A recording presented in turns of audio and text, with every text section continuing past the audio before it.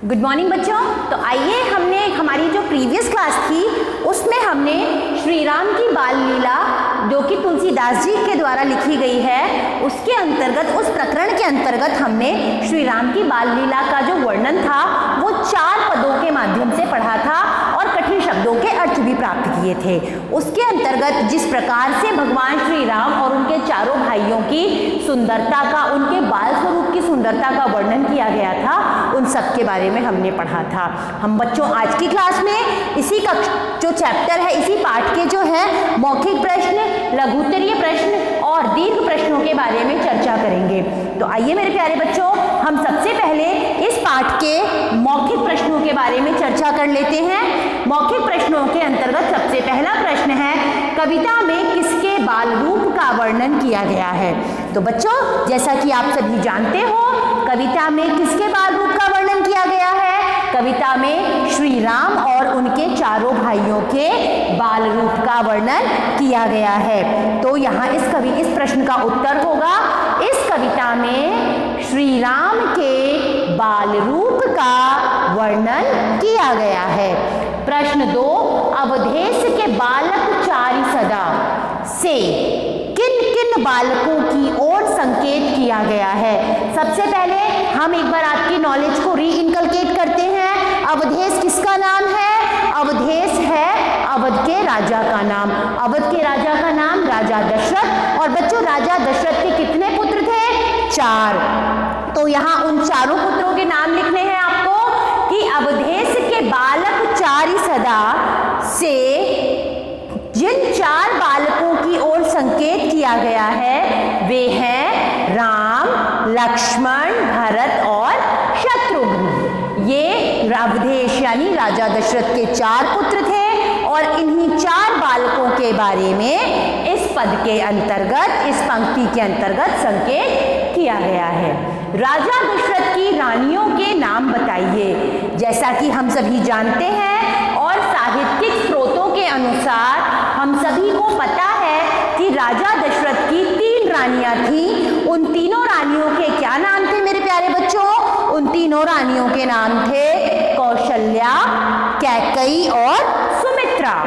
महाकवि तुलसीदास क्या चाहते हैं? जैसा कि हम सभी जानते हैं, महाकवि तुलसीदास भगवान राम और उनके भाइयों की जो वो बाल लीलाएं देख रहे हैं, जो उनका हंसना, मुस्कुराना, खेलना, उनकी जो अटखेलियां देख रहे हैं, वो उन सब को देख कर मुदित होकर मोहित होना चाह रहे हैं। तो देखिए बच्चों, फटाफट से एक बार हम मौखिक प्रश्नों को रिवाइज कर लेते हैं कि भगवान श्री राम, यानी यहाँ पर पहला प्रश्न है, कविता में किसके रूप का वर्णन किया है? किसके बाल रूप का वर्णन किया है? भगवान श्री राम के बाल रूप का वर्णन किया गया है। अवधेश के बालक चारि सदा से किन किन बालकों की ओर संकेत किया गया है? यहाँ पर अवधेश के यानी राजा दशरथ के 4 पुत्रों राम, लक्ष्मण, भरत और शत्रुघ्न के बारे में संकेत किया गया है। राजा दशरथ की रानियों के नाम बताइए। राजा दशरथ की 3 रानियां थी, कौशल्या, कैकेयी और सुमित्रा। महाकवि तुलसीदास क्या चाहते हैं? महाकवि तुलसीदास यह चाहते हैं कि वो भगवान के बाल रूप को यूं ही निहारते रहें और अपना मन मंदिर आनंदित करते रहें। राम, अब इसके लघुत्तरीय प्रश्न है, राम अपने भाइयों के साथ कहाँ खेल रहे हैं? राम अपने भाइयों के साथ उनके राजमहल के आंगन में खेल रहे हैं। कहाँ खेल रहे हैं प्यारे बच्चों? उनके राजमहल के आंगन में। छोटे छोटे सुंदर दांतों की तुलना कवि ने किसके साथ की है? छोटे छोटे सुंदर दांतों की तुलना कवि ने कुंदकली के साथ की है। कुंदकली के साथ की है छोटे छोटे सुंदर दांतों की तुलना। बालकों की मीठी बोली सुनकर कवि की क्या स्थिति होती है? बालकों की मीठी बोली सुनकर कवि का हृदय आनंद विभोर हो उठता है, उनका मन आनंद से भर उठता है और वो लगातार बार बार उन बालकों की छवि निहारना चाहते हैं। कवि के अनुसार संसार में जीवन जीने का सच्चा फल कौन प्राप्त करता है? कवि के अनुसार संसार में जीवन जीने का सच्चा फल वो व्यक्ति ही प्राप्त कर सकता है जिसने भगवान श्री राम की छवि को अपने मन मंदिर के भीतर बसा लिया है। बालकों के हंसने पर कवि को कैसा प्रतीत होता है? बालकों के हंसने पर कवि को ऐसा प्रतीत होता है जैसे मानो सूने वन में कमल खिल गए हैं और प्रकृति आनंद मना रही है। एक बार दोबारा से हम लघुत्तरीय प्रश्नों की तरफ चलते हैं और इन्हीं को रिवाइज करते हैं। राम अपने भाइयों के साथ कहाँ खेल रहे हैं? राम अपने भाइयों के साथ राजमहल के आंगन में खेल रहे हैं। छोटे छोटे सुंदर दांतों की तुलना कवि ने किसके साथ की है? कवि ने इन छोटे छोटे सुंदर दांतों की तुलना कुंदकली के साथ की है। बालकों की मीठी बोली सुनकर कवि की क्या स्थिति होती है? बालकों की मीठी बोली सुनकर कवि का हृदय आनंद विभोर हो उठता है। कवि के अनुसार संसार में जीवन जीने का सच्चा फल कौन प्राप्त करता है? कवि के अनुसार संसार में जीवन जीने का सच्चा फल एक व्यक्ति जो भगवान श्री राम की भक्ति करके अपना जीवन यापन कर रहा है, जिसने भगवान श्री राम की मूरत अपने मन में बसा ली है, वो जीवन जीने का सच्चा फल प्राप्त करता है।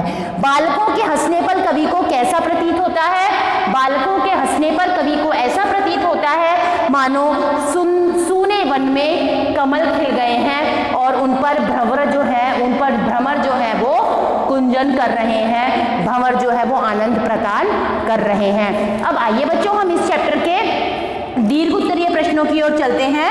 राजा दशरथ के आंगन में बच्चे कौन कौन से खेल किस प्रकार खेल रहे हैं? राजा दशरथ के आंगन में राम, लक्ष्मण, भरत और शत्रुघ्न कभी ताली बजाते हैं, कभी उछल उछल कर नाचते हैं, कभी ठुमक ठुमक कर इधर उधर चलते हैं और अपनी माताओं का मन आनंदित करते हैं। कभी वो चंद्रमा को पाने की जिद करते हैं तो कभी उसी की परछाई से डर जाते हैं, कभी नाराज होते हैं और कभी हट करते हैं। इस प्रकार से वो अनेक खेल खेल रहे हैं।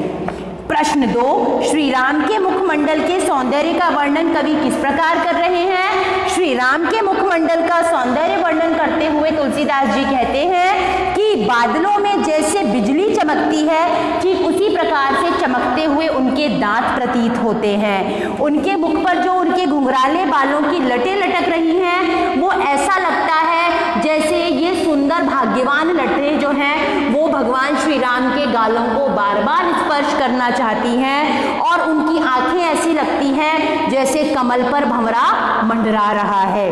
प्रश्न 3 है, राजा दशरथ की गोद में श्री राम किस प्रकार सुशोभित हो रहे हैं? राजा दशरथ की गोद में बैठे श्री राम पीले वस्त्र पहनकर, जिनके पैरों में नुपुर यानी पायल है, हाथों में आभूषण है, गले में मोतियों की माला है, ये इसी प्रकार सुशोभित हो रहे हैं जैसे कि एक भ्रमर की गोद में सुंदर कमल।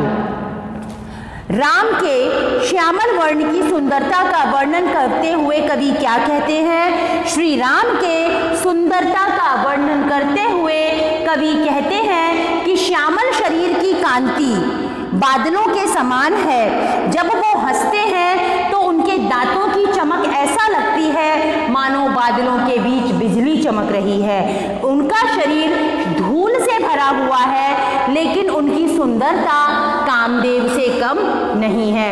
बच्चों, हर एक प्रश्न अपने आप में पूर्णता लिए हुए है। आपको यही ध्यान रखना है कि ये जो सारे के सारे प्रश्नोत्तर आपको कराए जा रहे हैं क्लासरूम टीचिंग में, ये सभी आपको प्रॉपर तरीके से करने हैं। अगला प्रश्न है, सामान्य बालकों के समान श्री राम को भाइयों के साथ खेलता देखकर माताओं का जीवन किस प्रकार धन्य हो गया?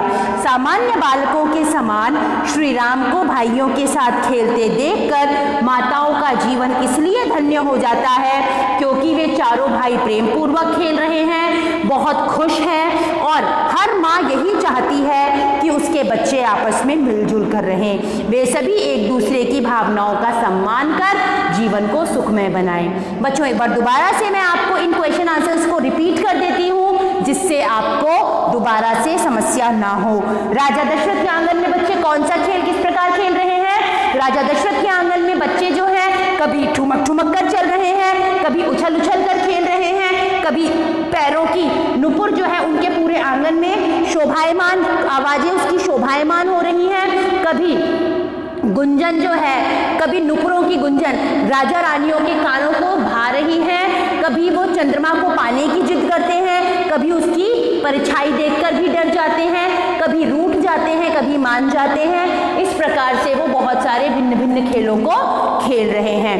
श्री राम के मुखमंडल की शोभा का वर्णन किस प्रकार से किया गया है? श्री राम के मुखमंडल की शोभा का जो वर्णन है वो इस प्रकार से किया गया है, ऐसा लगता है जब वो मुस्कुराते हैं तो श्यामल वर्ण पर जो उनके दांत हैं, ऐसा लगता है घने बादलों के बीच बिजली चमक रही है। उनके घुंघराले बाल जो हैं वो जब उनकी बालों की जो लटें हैं उनके गालों पर स्पर्श करती हैं तो ऐसा लगता है कि हरे भरे वन में सुंदर शीतल हवाएं चल रही हैं जो प्रकृति को आनंदित कर रही हैं। उनकी आंखें ऐसा प्रतीत होती हैं जैसे जंगल में भ्रमर जो है वो आनंद प्रदान कर रहा है। श्री राम राजा दशरथ की गोद में किस प्रकार से शोभित हो रहे हैं? श्री राम राजा दशरथ की गोद में पीतांबर वस्त्र यानी पीले वस्त्र पहनकर, गले में मोतियों की माला और कलेवर यानी माखन खाते हुए ठीक उसी प्रकार से सुशोभित हो रहे हैं जिस प्रकार से भंवरा कमल की गोदी में। अगला प्रश्न है बच्चों, श्री राम के श्यामल वर्ण की सुंदरता का वर्णन करते हुए कवि क्या कहते हैं? श्री राम के श्यामल वर्ण की सुंदरता का वर्णन करते हुए कवि कहते हैं कि श्यामल शरीर की कांति जो है वो बादलों के समान है। जब वो हंसते हैं तो उनके दांत चमकते हैं और ऐसा लगता है मानो बादलों के बीच बिजली चमक रही है। पर उनका श्यामल शरीर जो है वो धूल से भरा हुआ है और धूल से भरा होने के कारण वो शरीर इतना सुंदर लगता है कि उसके आगे कामदेव की सुंदरता भी खत्म हो जाती है। सामान्य बालकों के समान श्री राम अपने भाइयों के साथ खेलते देखकर माताओं का जीवन इसलिए धन्य हो गया है क्योंकि वे चारों भाई आपस में प्रेम पूर्वक खेल रहे हैं और खुश हैं। हर एक माँ चाहती है कि उसके बच्चे आपस में प्रेम पूर्वक रहें और प्रेम पूर्वक खेलें। बच्चों देखिए, आज की इस क्लास में मैंने आपको इस चैप्टर के मौखिक, लिखित, सार और लघुत्तरीय तीनों प्रश्नों के बारे में चर्चा की है और मैं उम्मीद करूंगी कि आप इन प्रश्नों को इस वीडियो के माध्यम से देखकर और प्रोवाइड कराई जाने वाली पीडीएफ के माध्यम से पढ़कर अपनी कॉपीज में करेंगे और अपने ज्ञान को बढ़ाएंगे। बच्चों, कोरोना के इस विपरीत समय में जो आपको ये सारी की सारी फैसिलिटीज प्रोवाइड कराई जा रही हैं, इन सब को आपको अच्छी तरीके से पढ़ना है, देखना है, गुनना है, सुनना है। आपको इन पदों के बारे में भी बताने के लिए एक वीडियो शेयर किया गया है, आप उस वीडियो को देखिए। आप इस चैप्टर से रिलेटेड बुक्स के माध्यम से इसको पढ़िए, आपको ये पूरा का पूरा चैप्टर बहुत आनंद प्रदान करेगा। आज की क्लास में बच्चों मैंने जो आपको क्वेश्चन आंसर्स ये करवाए हैं, ये क्वेश्चन आंसर्स आपके लिए बहुत यूजफुल साबित होंगे। मैं उम्मीद करती हूँ कि मेरे आज की क्लास में पढ़ाया हुआ कंटेंट आप लोगों के लिए यूजफुल साबित होगा और अपनी इसी बात के साथ कि अपने घर पर रहो, सेफ रहो और सुरक्षित रहो, मैं मेरे शब्दों को विराम देना चाहूंगी। तो बच्चों, हम अगली क्लास में मिलेंगे, तब तक के लिए धन्यवाद। Have a nice day.